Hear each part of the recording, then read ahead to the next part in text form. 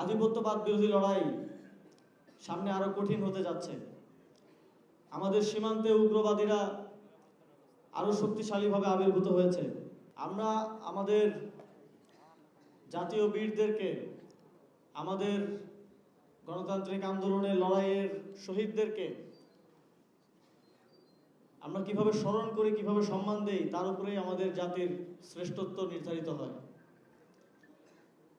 যখন যখন এই দেশে সংকট এসেছে, যখন যখন এই দেশের সাধারণ মানুষ রাজপথে নেমে এসেছে, তখনই আমাদের আলেম ওলামারা, মাদ্রাসার শিক্ষার্থী ভাই বন্ধুরা তারা সর্বত্র উজাড় করে দিয়ে রাজপথে নেমে এসেছেন, জীবন দিয়েছেন।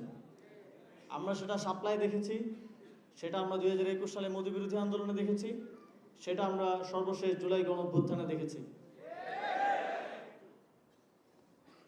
যখন গত বছর আমরা শাপলার শহীদদেরকে নিয়ে এবং মোদি বিরোধী আন্দোলনের শহীদদেরকে নিয়ে কাজ করতে যাই, তখন দেখতে পেলাম যে শাপলা স্মৃতি সংসদের সদস্যরা যখন 2013 সালের এই গণহত্যার পর তালিকা করছিলেন যে কারা কারা শহীদ হয়েছেন, শহীদদের বাড়ি বাড়ি যাচ্ছিলেন এই তথ্যগুলো যেন হারিয়ে না যায় ইতিহাস থেকে, সেটা রক্ষা করার জন্য তাদের অভিজ্ঞতা শোনার সুযোগ হয়েছিল আমার। যে শহীদ পরিবাররাও তাদের সন্তান যে শহীদ হয়েছে সেই তথ্যটা দিতে ভয় পাচ্ছিল, কারণ ফ্যাসিবাদী সরকার এই শাপলা গণহত্যাকে ইতিহাসের পাতা থেকে মুছে দেওয়ার জন্য সকল ধরনের চেষ্টা তারা চালিয়েছে এবং আমাদের বীর শহীদদের পরিবারবর্গ পর্যন্ত ভয়ে আতঙ্কে সে সময় পরিচয় দিতে ভয় পাচ্ছিলেন।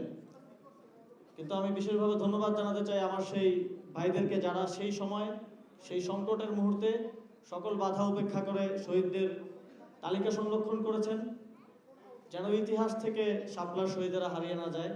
এবং সেই তালিকা ধরেই আমরা যখন দায়িত্বে ছিলাম তখন আমাদের এই বীর শহীদদেরকে, শাপলা চত্বরের শহীদ এবং মোদিবিরোধী আন্দোলনের শহীদদেরকে তাদের প্রাপ্য সম্মান, রাষ্ট্রীয় স্বীকৃতি এবং সরকারের পক্ষ থেকে ক্ষুদ্র একটা সহযোগিতা করার সুযোগ পেয়েছিলাম।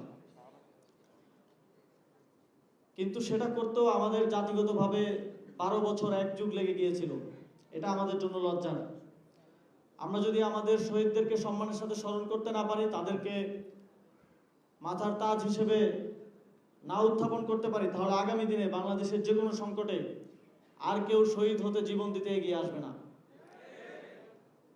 আমাদের নাসির ভাই একটু আগে বলে গেলেন যে আমাদের আধিপত্যবাদ বিরোধী লড়াই সামনে আরো কঠিন হতে যাচ্ছে। আমাদের সীমান্তে উগ্রবাদীরা আরো শক্তিশালীভাবে আবির্ভূত হয়েছে। এই লড়াইয়ের সামনে আমাদেরকে একসাথে রাজপথে সরব থাকতে হবে। আমাদেরকে এদেশের মানুষের আকাঙ্ক্ষা, ধর্মীয় মূল্যবোধ রক্ষা এবং একই সাথে সার্বভৌমত্ব রক্ষার জন্য সর্বদা প্রস্তুত থাকতে হবে এবং আমাদেরকে শুধু রাজনৈতিকভাবে না, সামাজিকভাবে এবং সাংস্কৃতিকভাবেও শক্তিশালীভাবে আবির্ভূত হতে হবে। সেই আগামী দিনের লড়াই আপনাদের সহযোগিতা, সমর্থন এবং একসাথে আমরা এই লড়াইটা সফলভাবে পরিচালনা করব, এই প্রত্যাশা ব্যক্ত করে শেষ করছি। আসসালামু আলাইকুম।